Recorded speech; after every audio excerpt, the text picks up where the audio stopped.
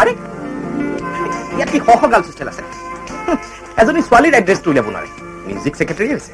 শুনিছ, এই music secretary হলো বুলি কুৰাজ কৰা ছোৱালীৰ ঠিকনা বিচাৰি মই ঘূৰি ফুৰিলেহে হ'ব? আলবত লাগিব।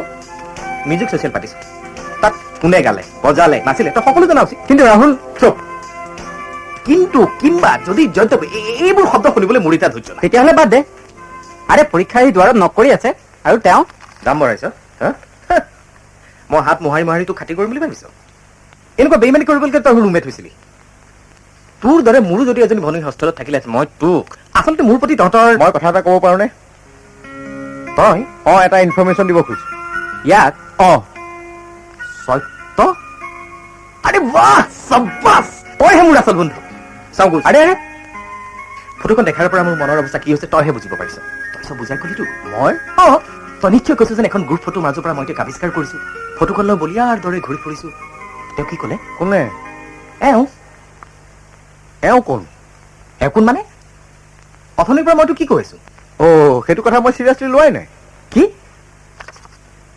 তেন্তে কি খবৰ দিব খুজিছো? অহা মাহৰ 22 তাৰিখৰ পৰা আমাৰ পৰীক্ষা। শনিবাৰে ৰবীন্দ্ৰ ভৱনত মিছ নৰ্থ ইষ্ট কণ্টেষ্ট নে? ৰচোন, কাইলৈ 7 তাৰিখ।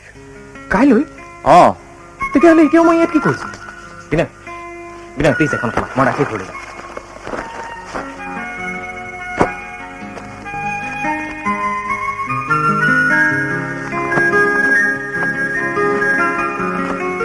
পিছে মিছ অনামিকাৰ কি হ'ব?